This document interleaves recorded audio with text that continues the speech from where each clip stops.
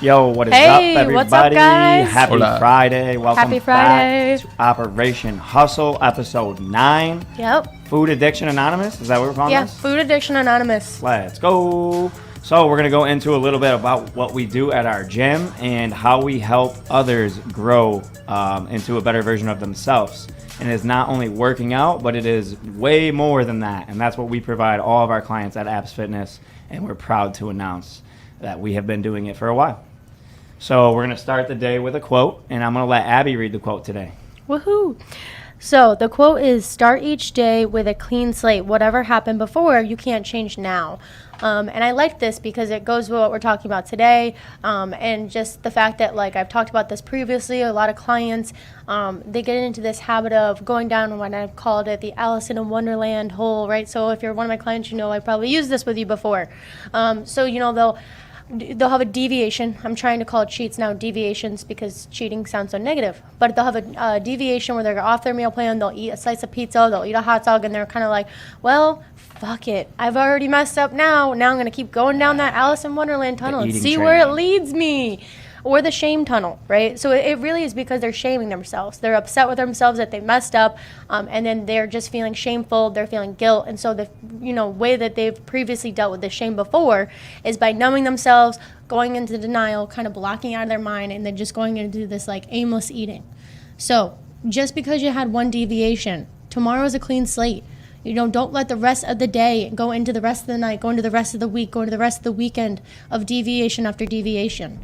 Because that is going to set us back even further than just that one deviation. We have to learn how to brush the dirt off our shoulders and get back up. If you fall in the forest, you're running, let's say the Craigslist killer is coming after you, running, you trip over a rock. Are you going to let the Craigslist killer get you? No! You're going to get up and keep running. So you have to apply that to your life with the same thing with the food. If you fall down, get back up. Don't stay down. It applies to anything.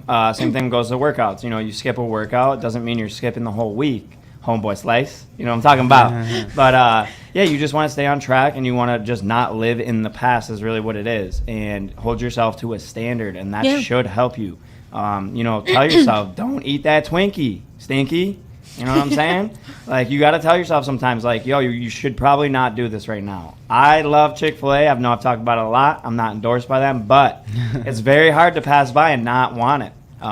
But I do every day because it's right down the street from my one gym. of the things that I actually was just literally talking about with a client today, so this is why we're naming this episode Food Addiction Anonymous. We all have addictions to something, and a lot of our clients that come through our doors have addictions with food.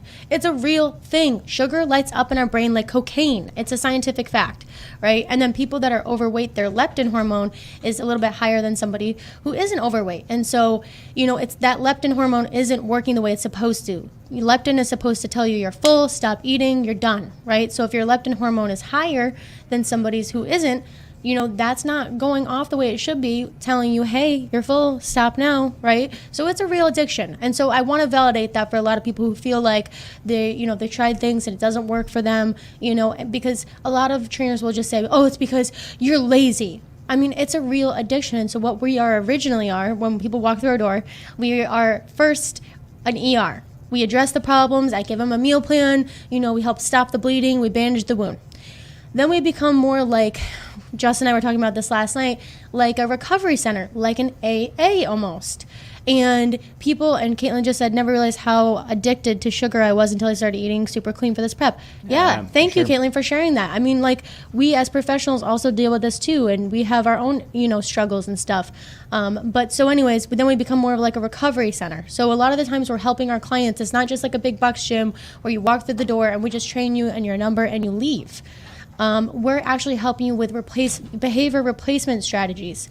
How can we stop, really, because essentially when people are like stress eating or emotional eating, it's the anxiety that's getting to them. How do we help these clients divert that anxiety or divert that anxious thought so that they can push the thought off a little bit longer, and hopefully by diverting that thought and interrupting it, we can get them to realize, stop, put the stop sign up, and think about their choice before they go ahead and do it.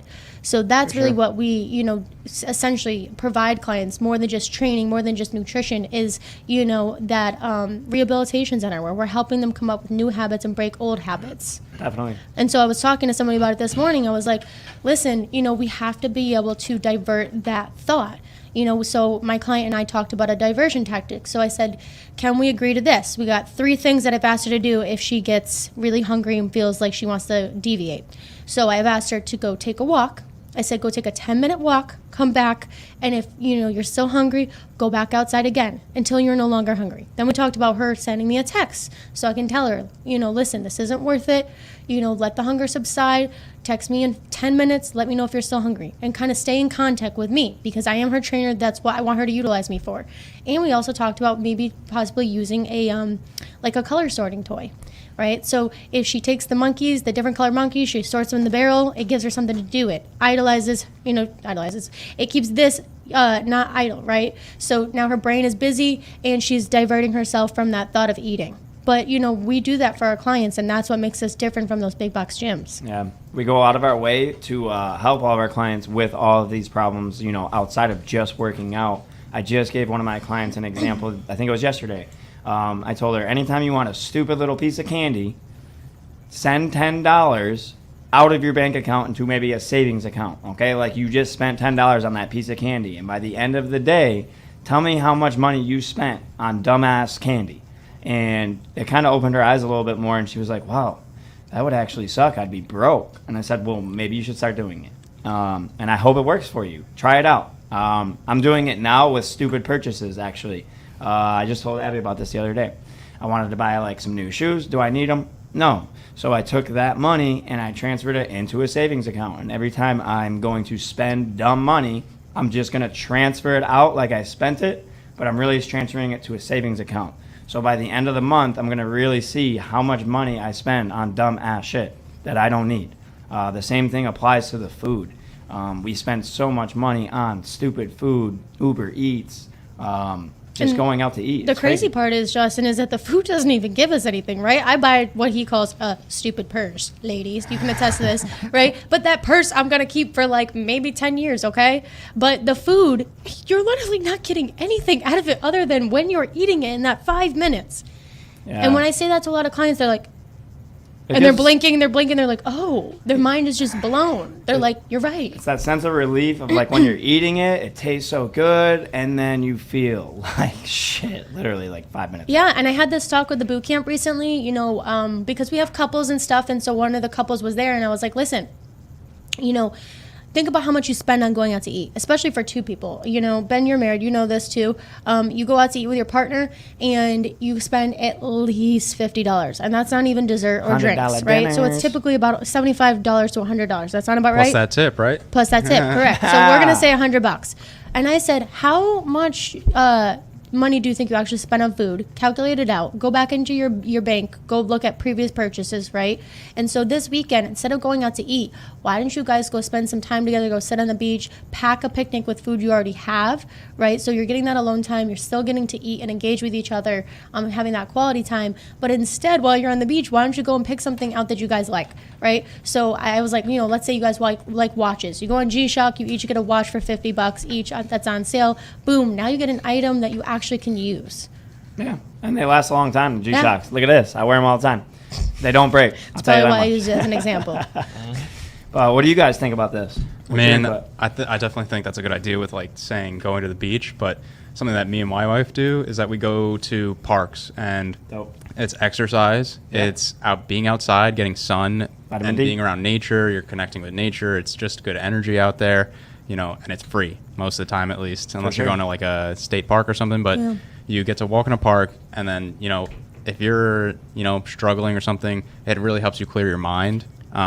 And then it gets you away from all the distractions too. What's crazy is when he's saying this, I'm thinking to myself, how many people go out to dinner and realize that, are you really actually engaging with your partner, or are you distracted by the you're lights, like the this. music, A lot of the food, distractions. right? And then if you go on, I'm serious, a lot of you guys, if you actually take this tip of what Ben's saying and you go to a park, because my husband and I have done the same thing too, but you go to a park with your partner and you just enjoy yourself, you sit there, and you just kind of be with one, you might realize you're actually spending better quality time with your partner than you are, I don't know, getting buzzed or going out to a restaurant, being distracted. You know, half the time you're eating, you're not really talking. You know what I mean? Leave the phone at home too. We've tried to do this plenty of times. We own the business, so it is hard to leave it behind. But when we do leave the phones, like, man, I'll tell you, we enjoy that time so much better. No stress, no stupid emails, no bad text messages. It goes a long way just not having all that connection. It's great to be connected, but sometimes you got to get that disconnect. And it's a lot of just like, you know, our brains work in a certain direction, and it's so hard to be in control of that. Everyone can have like all this willpower to do whatever you want, but it's impossible to do everything perfect. We're not perfect. We're humans. We always make mistakes, and there's constant distractions around us. So if you could remove the distraction, you're going to benefit your mental health and just build that clarity. For sure. So you do recognize the distraction. But that's exactly what we're talking about, right? With this diversion tactic, is we're basically helping these clients create clarity in their brains that they maybe never even allowed themselves to have, because all they do is they hate themselves for the shame that they feel and the guilt, and then they go into this, like I said, like this blackout mode where they're just like blackout eating. They're not even thinking about what they're eating. They're not thinking about the calorie count. Nothing. Yeah, They're almost sometimes like you just need a break to like reflect Yeah. on all. For sure. Absolutely love that, Alejandro. What do you have to say about all this? I think that reflection break is absolutely necessary, as Ben mentioned. I think it's necessary just to analyze yourself from a distance. A lot of people are too close to the problem to actually understand and find the solutions to that problem. So I think that most people do need that time to actually recenter and look at themselves without judgment, and actually to recognize that, oh, you know what, maybe I do have these cravings, these feelings, and maybe there's a reason behind that. And, one of the best things that I found to actually implement, or two of the best theories that I found to implement in these scenarios where I find the best success with, is actually one from Jocko Willink, which is make small decisions quickly and execute quickly. And then there's an accumulation of small beneficial habits. So it's like an aggregational theory. So essentially what it is, there's a really great book. It's called Atomic Habits. It's all about how small habits over time develop like interest in a bank account, or develop like interest. What's the word?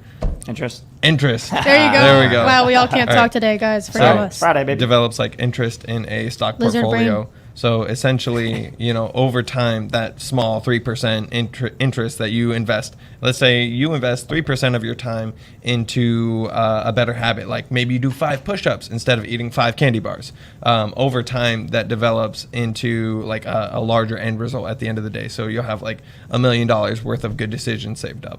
I just want to, connect with Caitlin here, because Caitlin's not with us right now, but she is commenting, and she said 100% agree, Alejandro. If you are one of Caitlin's clients, or if you're one of the trainers here, you have noticed that Caitlin is constantly bringing in her food. And Justin and I usually bring in food too, because we get home so late and we don't have time to eat, so we'll bring it to work. But ever since she started prepping for this show, it just seems like one day of consistency just leads into another for her. And I'm just really enjoying watching her on this journey, just be accountable for herself and be consistent no matter what. She's got her meals every day. Dude, she's got her protein shake. right She now. is on point. And guess what? When you get that first little feeling of like, I feel good about what I'm doing, you want to keep doing it more and more and more. And I brought this up with jobs, right? Like when you're feeling good about yourself, you got that first good review, there's a promotion coming if you continue at the pace you're going, right? You're going to keep doing it. And so it's just like Caitlin just commented, one day at a time. And it is, you get through that one day and you feel great. And the way, and I myself am sober, and I don't talk about it a ton, but I actually did go through AA. I'm going on 6 years of sobriety without Let's alcohol. go. So one of the things that we talk about in AA, or when I was going, was that they don't actually say you can't have the drink. What they say is that they want you to say, listen, we obviously want you to reach out to your sponsor or anybody in this group, but you can have that drink in 2 minutes, right? And it all depends on the person. So if we have a seriously addicted alcoholic come through the door and they can't even get through a minute without thinking about alcohol, we're like, listen, your sponsor might say to you, I need you to get through a minute. You can have the drink in a minute. Then after a minute, you can have a drink in another minute, right? And then until you build up that that confidence, and then it might be an hour, it might be a day, right? But then people build up that confidence, and I've seen it time and time again, right? In the rooms, I've seen plenty of people get sober. I've seen people hold 6 years, 10 years, 25 years, and it just, when you start that small little consistency, like Alejandro said, and you build up that interest, it only gets easier and easier. So that's what I can give as far as an experience for me, is that with not drinking alcohol, year after year, it just got easier and easier. Like, I don't even really celebrate my sobriety anymore as far as how many years. It's like I have to think about it. The other day I was like, oh, I'm going on 6 years, because I don't think about drinking anymore. Yeah. You know, that desire has been lifted from me. But in the beginning, did I think about drinking? Yes. In the beginning, my first failure, and I will admit this right now, my first failure at trying to get sober, well, I think I was like, had 2 months, and then Gasparilla came, and I drank, and I felt horribly, and I went back to the rooms, I went back to my sponsor, and I was like, I can't do this. I need to stop. And it was that last Gasparilla. That was it. But guess what? I failed, guys, but I got back up. Yeah, it's all about never quitting. Like she said, you just don't quit, and you always just go for it. And if it's something you truly want, you're going to make it work. And we've talked about this time and time again. And I've become sober now as well, just by being inspired by Abby, just doing it. And it's all in who you surround yourself with, too. And that's the next thing I want to go into is the influences around you. Your influences around you, your friend group, even your family members. Yeah. I mean, we talk to all our clients all the time, and they'll say, oh, I got a family party this weekend. And I said, I know what's going to happen. I can name it right now. You're going to go in, you're going to tell them, I'm not eating this. I brought my own food, and they're going to guilt you until you shove that stupid cookie in your mouth. It's crazy to think that people... So I was, again, the same client I was talking to this morning, was talking to her about the fact that she said she was so excited that she's now working from home. And this is sad, guys, because what I'm about to tell you is so true for many of you out there, millions of you out there. She's so happy she's working from home, besides other reasons, because she likes what she does, right? But that... she is not around a bunch of people influencing her in the office to eat crap, bringing in donuts, this and that, because she said, I know that this journey would be that much harder for me. And I know that was a vulnerable thing for her to admit to me, so, you know, kudos to you. But I'm glad that you did, because we talked about how hard that is and that you're not alone. Many people experience this, and I've had many clients tell me the same thing. But it's so crazy to think that people love destruction. Like, somebody may know that you're on a diet because you have diabetes. Oh, one won't hurt. Yeah, why would you say that to someone? Would somebody say to me, one drink won't hurt? How would you know? I'm an alcoholic. You don't know what that would unravel for me. So, you know, think about the people that you're surrounding yourself with, because if you're surrounding yourself with those people that say, one drink won't hurt, and then you're about to get behind the wheel, or one, you know, cupcake won't hurt, but hey, that might put you over the line, and now you are diabetic, and you have to go on medication, yes, it will hurt. Yeah. And anybody that is trying to divert you from a healthy habit, I might rethink that person in my small group or my arena. For sure. People are always going to influence you, and maybe it's the time to start being a leader. Bring the carrots in and start snacking on those while all the other fatties are eating the donuts. But and eventually they will start to follow. They'll see you losing weight. They'll see the change in your energy, and they'll say, damn, maybe I should try that. But I think we can all agree right now that sometimes in the beginning we're not at that point, though. Like, there are people that are going to influence you, and you're going to have to make sure that you don't hang around with those people that enable you in the beginning until you have that confidence. Because I can tell you right now, that's why I failed at Gasparilla. Because people were like, come on the boat, hang out with me. And I was not strong enough at that point to go on that boat and be around alcohol and not drink. Because I wanted to be around everybody else and do what they're doing. Now I am. Justin see me be around people all the time drinking. Gosh, people were drinking at my wedding, and I didn't care. You know? Yeah, we just went to a wedding. Everybody was drinking. We drank Sprite. That's all they had. They didn't even freaking water. No water, no Red Bull. You're kidding me. I'm like, dude, come on. No, I'm joking. Settle for the Sprite. But anyway, so, you know, now I have that confidence. But, you know, in the beginning, if you have to do what you have to do. And so you have to make sure you surround yourself around the people that are going to be in your corner and fighting for you and fighting for the things that you want. Because ultimately, it's about things that you want for yourself. Yeah. Right? Yeah. And I think I want to go back to what you said about, you know, the family shit, just saying, like, oh, they might pressure you to take that one piece of food. Like me personally, I come from a big Italian family. Yeah. And something along my way, I ended up losing my dad to colon cancer. So I kind of looked at my genetics and found out that maybe eating meat would be most beneficial for me. So I haven't eaten meat in about over 2 years now. Don't miss it at all. If I want to eat meat, I'll eat meat. I don't really care. But I don't need it, and I don't want to eat it. So I don't. But when I go to parties, you know, oh, you're going to have the meatballs, you're going to have the this and that, the steak, the everything. I'm like, no, I just don't eat meat.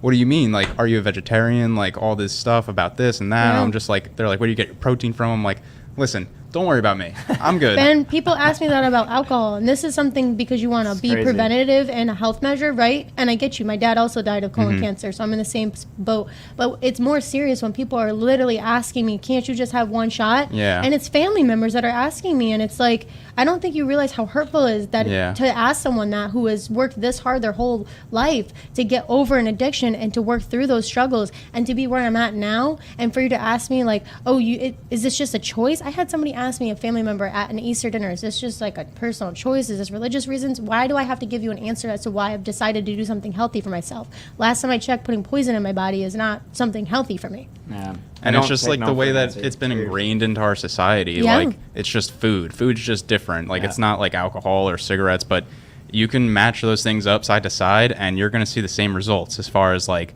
the way it's advertised, the way it's consumed, who's consuming it, the way it's marketed. You're going to see a lot of similarities in all this. And like, there's something that I would say it's called the ketchup and mustard theory. It's the colors red and yellow kind of stimulate an appetite. And if you look at every fast food sign, it's red and yellow. So Wow. we're not the only people out here trying to sell you on health.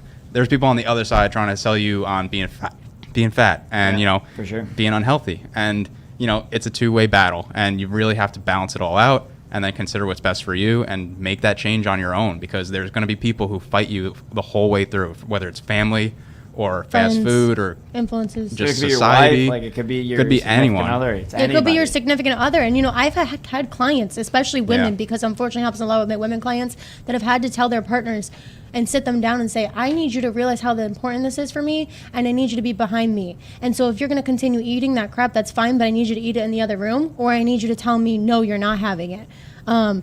Oh, we got a comment from Ben's wife. When do you do anything good for yourself? Others love to have an issue with it, but they're just unhappy with their choices. And that is correct. That is so true. I mean, thank you, Brianna. But, it is so true, because people are usually unhappy with where they're at. And you take a look at the people that are telling you, why not one shot? Or why not, the meatball? And you take a look at their life choices and where they're at. And are they the go-getter? Are they the person that's leading people? Probably not. Right. And there are the exceptions. But, again, it's who you surround yourself with, right? Like, I surround myself with people who are positive and who are like-minded on purpose. Yeah. I would not surround myself with somebody who would be like, I don't know why you're starting a business. Oh, I don't know why you're going to do that.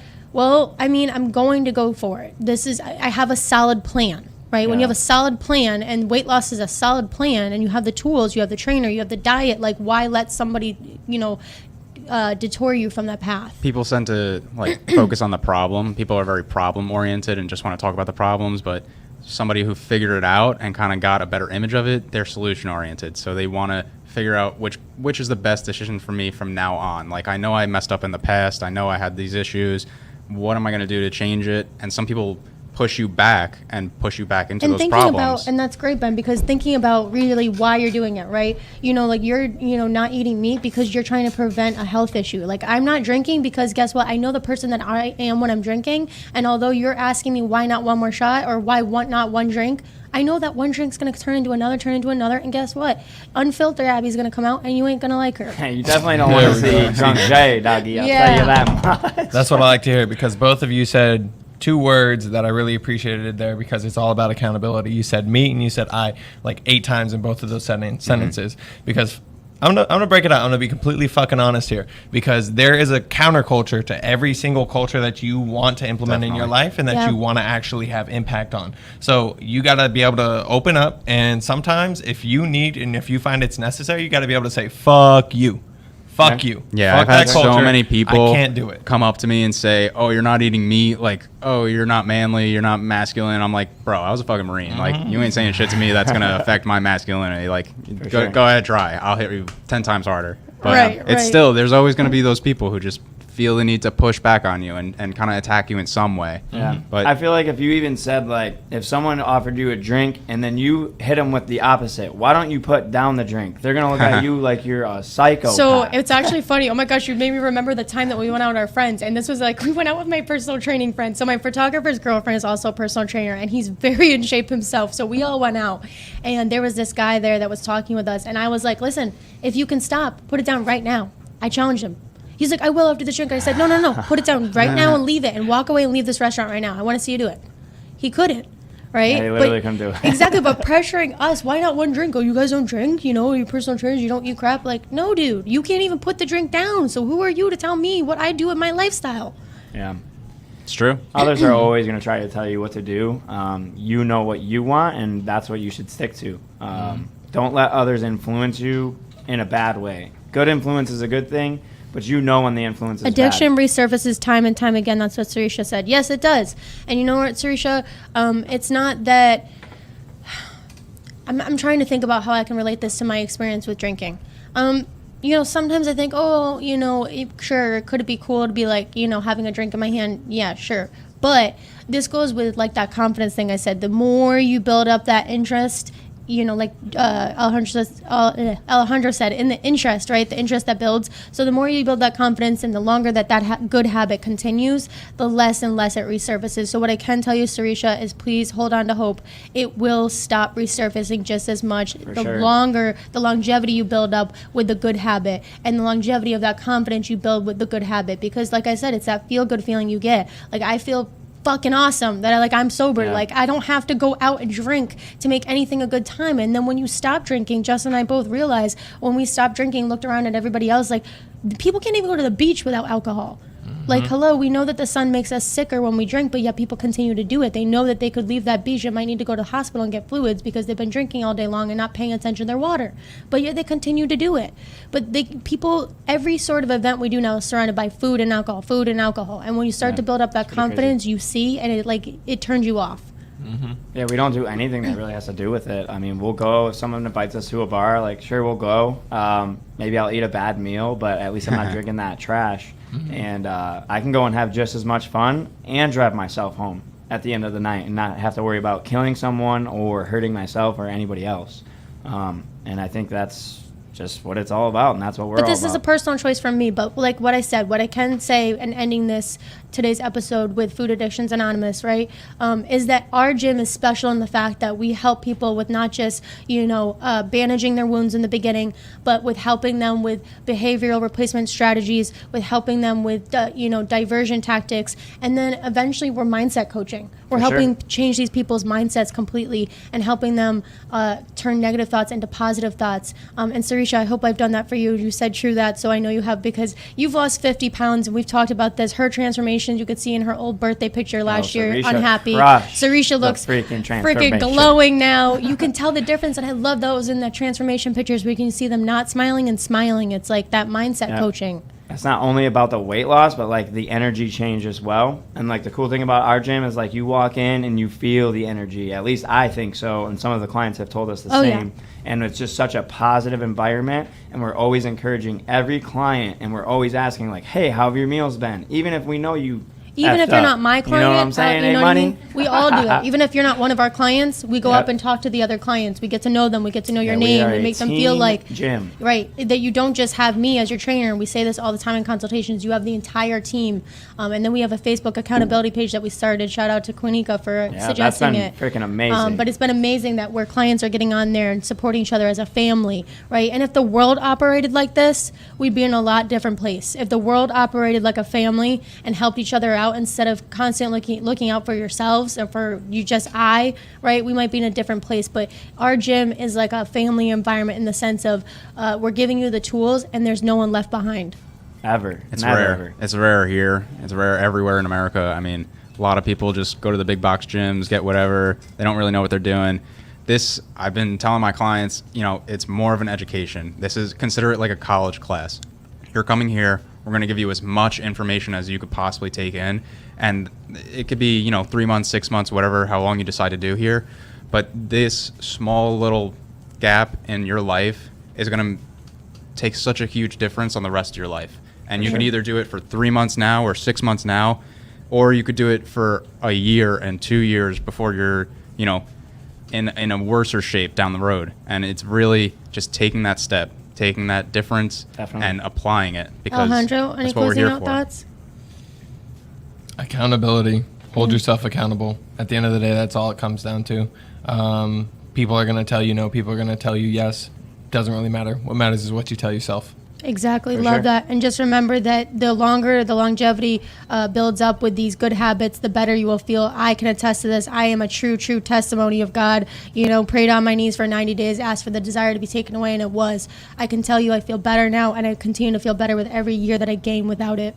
For sure. So this is going to be a wrap up. If you guys are local to the Valrico, Brandon, Riverview area, come check us out, guys. We want you to come in. We want to change your guys' lives. Yeah, we That's do. what we are We all wanna about help you. here at Abs Fitness. Here to help. Follow us on We want to change your Facebook, mind, bodies, and souls. YouTube, Instagram.